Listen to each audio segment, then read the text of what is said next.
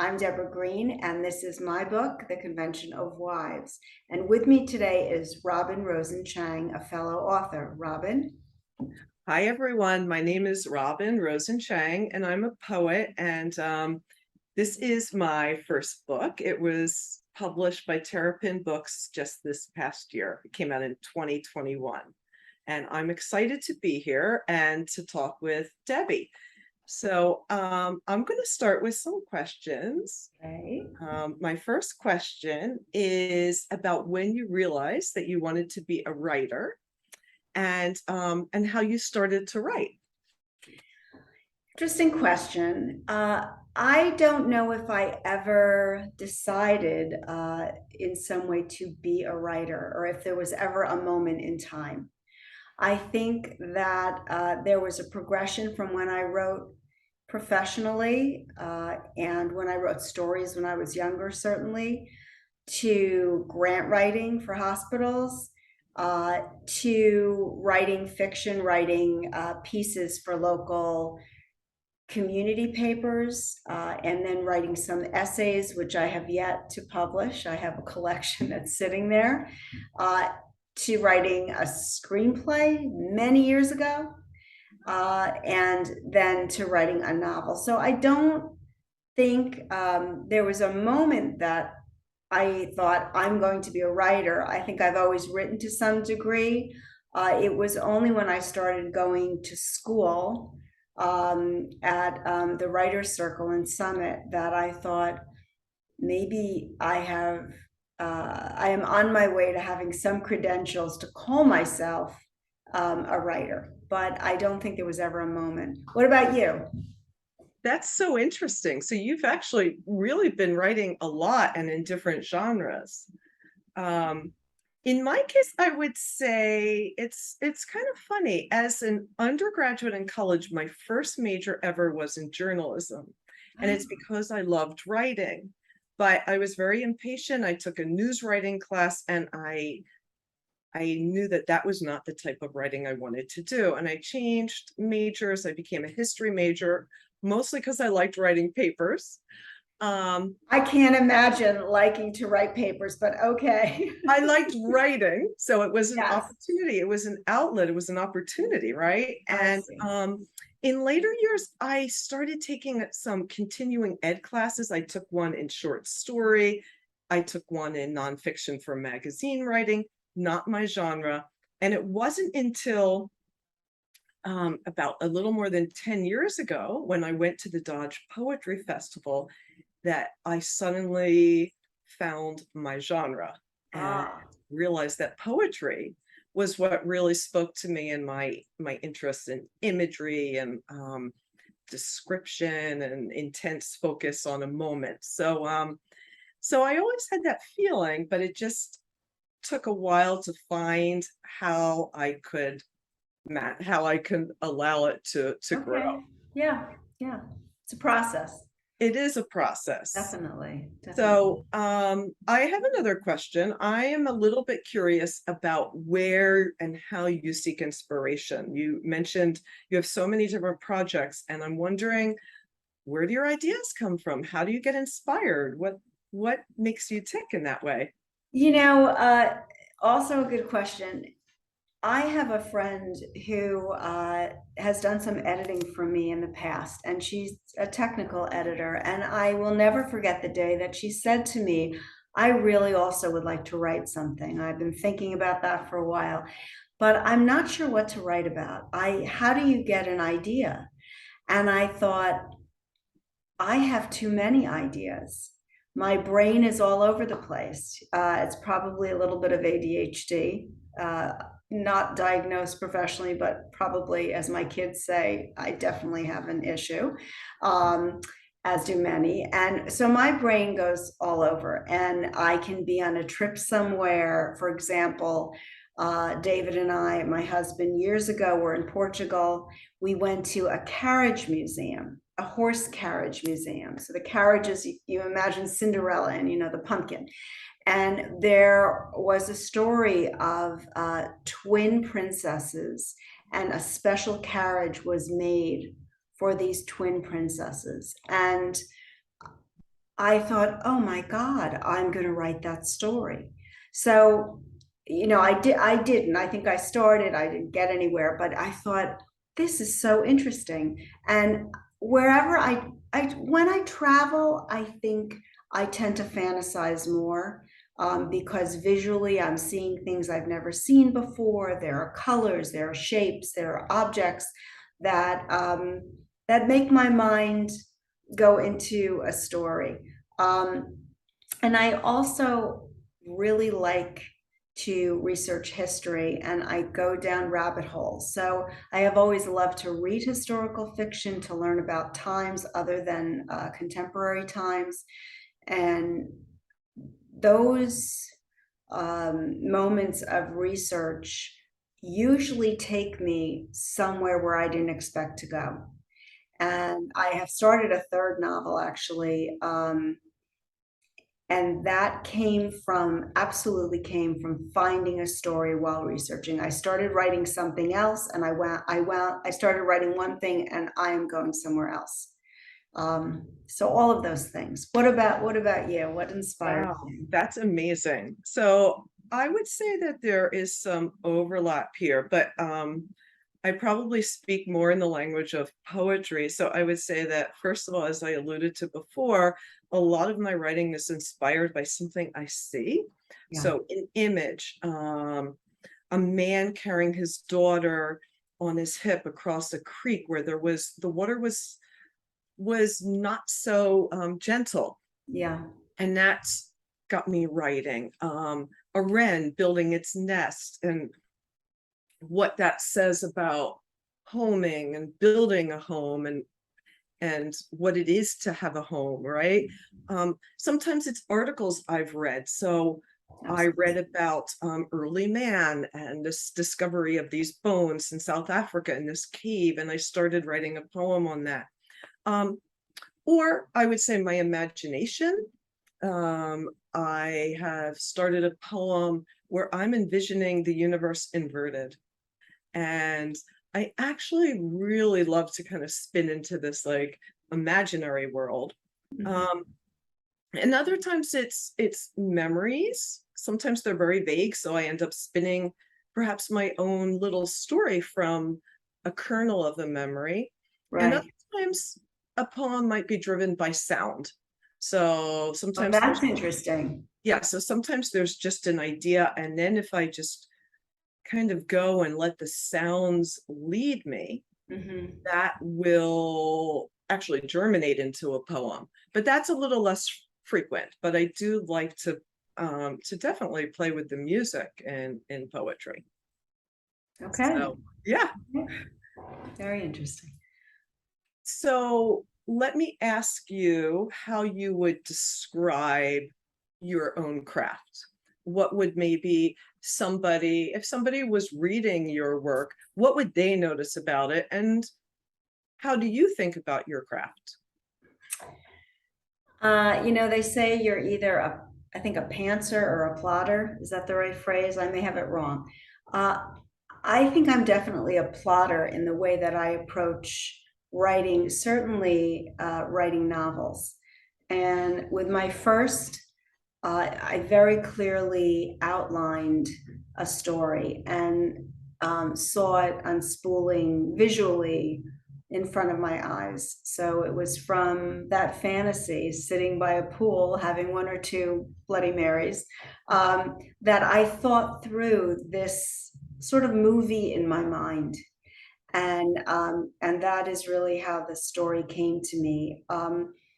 And with subsequent writing, I have developed a general plot, and then I have found more so as I've continued to write that the characters seem to take me in directions that sometimes are unexpected, that they develop their own energy, if you will, in the writing.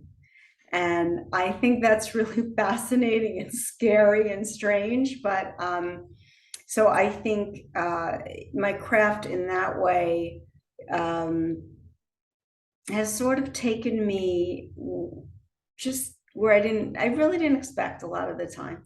And it's been interesting. I'm not, when you say my craft, I am not someone who gets up at 7 o'clock in the morning and goes, to the computer and begins to write. I have certain times of the day I'm more likely to be a little more efficient. But I have fit in my writing with my life. And so I can have weeks that I am very productive. And then I can have weeks where life interferes, sometimes in a good way, sometimes in a bad way. And I can't get back to it. So I wish I was someone who was a bit more, I wouldn't say conscientious, but had the ability to schedule their writing a bit more. But I really don't. I have had almost very frenetic periods of time when I wasn't getting a lot of sleep, when my oldest daughter was getting married and I was under stress just from planning that wedding, and I was up at night. I would go to sleep and I'd wake up at 2 in the morning, and I was not going back to sleep. That was a great time. I really was writing beautifully in the middle of the night. I was getting a lot done, and it came easily. So I don't know. That's a strange response, but it's complicated. I don't really have. I usually write in one place, but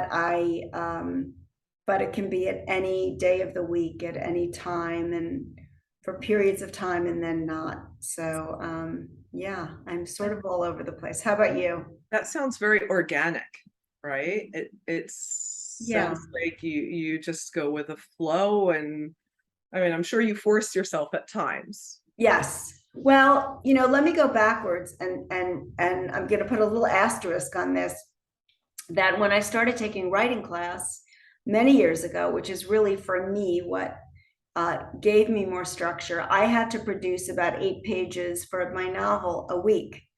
So I had homework and I had a deadline. I pulled a lot of all-nighters. But for me, that helped me get the work done. Right. The Yeah. power of structure and Yes. deadlines and homework, right? Yes. Yes. Yeah, it never changes. Yeah, but that idea of writing in the middle of the night always scares me. I don't want to get into that type of habit, right? Oh, well, it's not a Yeah. great habit. No, Yes. no, it's not. Absolutely. Um, so I would describe my craft more, I'm going to talk about more the type of poetry I write, Sure.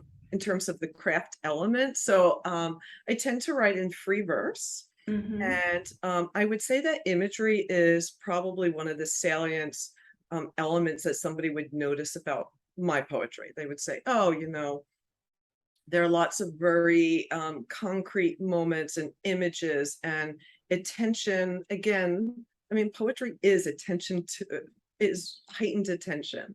Yeah. So I often do hone in on a moment, and I can be very descriptive, but I Mm-hmm. try not to get too descriptive because you can't just be describing, but or the poem will kind of stall.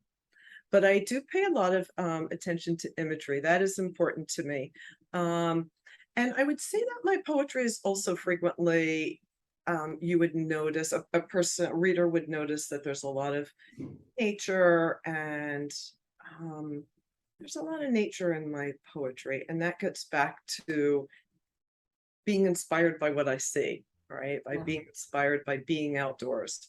Um, what else? Some of my poems have played around some with white space. So I've tried to look at how additional space on the page affects how the poem flows, and how those moments of silence that are embodied in the white space allow something to happen.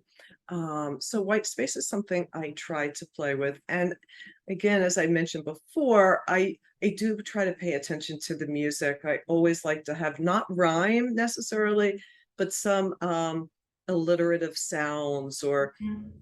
repeated sounds, and that just that adds again music to the poem, and it gives Right, energy. right. um, and that's in contrast to those moments when there's stillness and a break. So I think that's how I would characterize my craft. And my discipline uh is not very disciplined. I try to sit down and force myself to write sometimes, and that's a really good practice. I think that to be a writer, you can't really just wait for those moments of inspiration, or you might be waiting forever. Yeah, So, that's true. yeah. So I think it's good to sit down and force yourself to write. Sometimes I will find a prompt. Sometimes it's even, like I said, something I've read. I can turn to the newspaper and sometimes be prompted by a headline, or particularly articles in the science section get me going. Well, that's interesting. Yeah, yeah. You're a total geek. So the other day I saw a headline about, in the science section of the New York Times, about spiders. There's evidence that spiders might dream. So that started, Wait, yes. I can't even imagine. And I worked in a neuroscience institute. I'm trying to understand how they put electrodes, possibly, on Well, spiders. I stuck with the headline, Debbie. So Okay, all right. I'm very pragmatic. I right. immediately, yeah, Yes, and I'm instead kind of going into my imagination yeah. and spinning, no Mhm. pun intended, ideas from that. What would a spider dream That's about? very So good. Good one. so Spinning. that's so Nice. that's something I enjoy. Okay. Um, so let me ask you about the impact writing has had on your life and how it might have changed it. Well, before I answer that, your answer to your craft actually made me think a little bit about mine. And I just want to add something. Uh, Without it sounding like I write in a formulaic way, I will say I think of the plot as sort of the skeleton of what I'm writing. And I do tend to get that plot out. I have to get it out and tell the story. And then, not that I never have description in that initial draft, but I do go back and I layer. And I layer what you were talking about. I layer sound, I layer smell, uh, sight. That takes a reader to where you want them to be. And Right. and that doesn't always happen in the first go through, at least for me. So I think it's very important, and it is something that I did learn in class. That description is just so important to the reader. And one of the exercises I will never forget is my writing teacher gave us each a clementine, a little orange, and she made us describe what we saw on the orange. And it was amazing the different things that people imagined, or the lines they saw, or the smell, or the feel of the rind. And she said, when you are writing, you have to take all of that into consideration, or else your reader will not be present in the scene, will not travel to that scene with you. So I think that everything you mentioned, I think it is really important, and it's something I have to most of the time, work at, that I go back. So I wanted to mention that. So repeat your last question again, and then I will. Your question, go If ahead. I could just comment, so Yeah, that's super interesting. It sounds like someone who writes fiction, you're first driven by the plot, and my then plot. Yeah, you kind of go in and shade it, right? Bring in those additional details. Where I would argue, although I'm sure that somebody would argue the other way, or could argue the other way, that maybe poets are more driven by not having a plot in particular, not knowing the journey, but kind of the journey comes from everything else. The So journey is emotion and is, yeah, yes, yeah, yes, that's fascinating. I love that. yeah. So my question that I was asking was the impact writing has had on your life.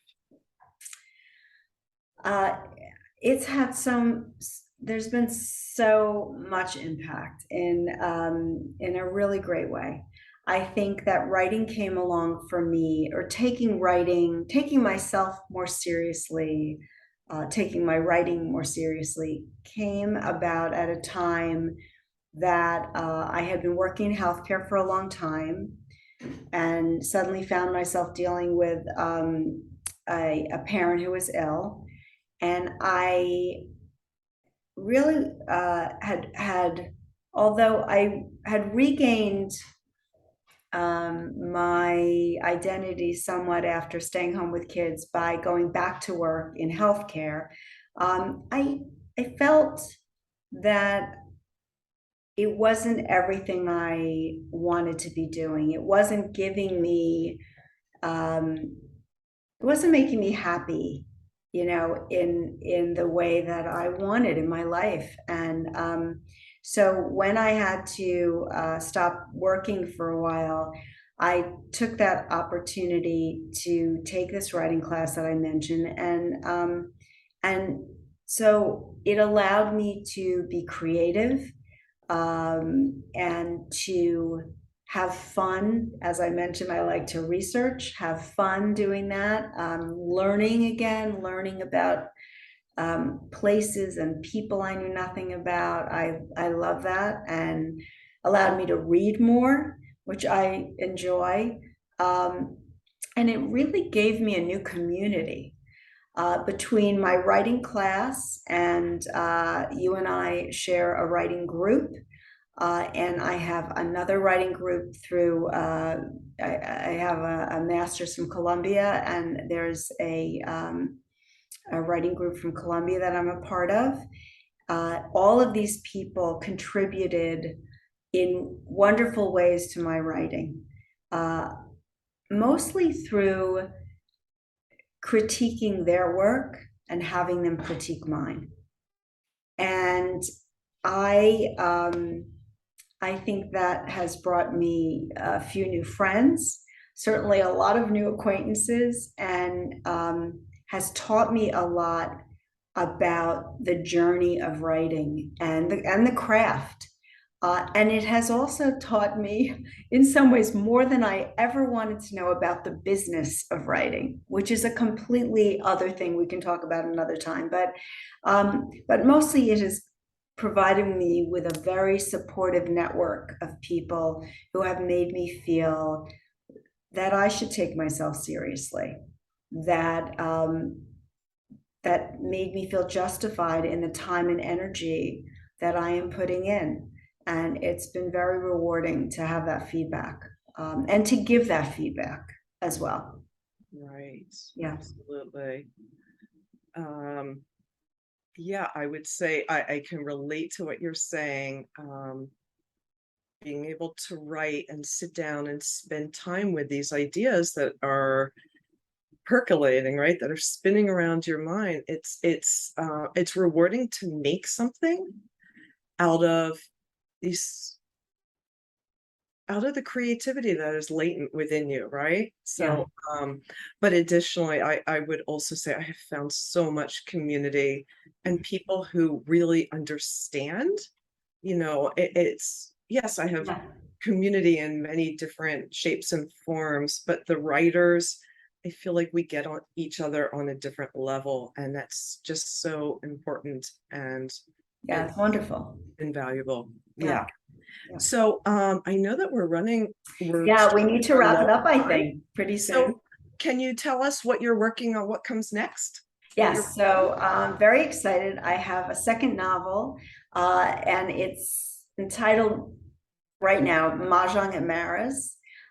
Very different book than my first, although a theme that arises, it seems, with each of the novels. I a few pages into my third, but certainly with the first and second, seems to be the coming together of people who you wouldn't necessarily think would become family or become friends, and what happens when people come from different backgrounds and different histories and form relationships and attachments, and how does that all work out? So in a very general sense, there's an overriding theme so far to my writing, but this is a story that I think is a heartwarming story, and without going into too much detail. And I'm looking for representation for that novel right now, starting to submit it, and we'll see what happens. And the third one I had started researching, but COVID shut down some of the locations I was researching. So hopefully next year that will change. And what about you, my friend? What are you working on? Well, I'm just going to say that's amazing, and you're very prolific. I'm very excited to see what comes next. Been a lot of years. I'm not, but thank you. So I have been working a little slower, more slowly since my book came out. But I would say that I'm focusing a little bit more on what I might loosely call falling within the field of eco-poetics, which is looking more at the relationship between people and the environment. And within the environment, I'm going to include animals. So my poetry collection, the Curator's Notes, is more about loss and love. And although there's a lot of nature in there, I would say that it's more oriented around people and memories Yeah. and the themes of loss and grief and love. And now I'm just experimenting more and writing more about people and the environment and the relationship between um, nature and place and people. Okay, So very interesting. So maybe we should wrap up by, we're both going to hold up our books, and um, I'm sure both of them can be found on where? Anywhere? Anywhere um, books are sold? Where? anywhere books are sold, as well as Amazon, Bookshop, Barnes and Noble. Right, the usual suspects, and your Yes. local indie bookstore can request it, I'm sure. So I want to thank you, my friend, for joining me. It was really terrific. And thank you. This has been really fun to talk to you, and I'm very excited about what's coming next as well. That's great. Yes, for both of us. Absolutely. Yes. Absolutely. All right. Thanks. Take care.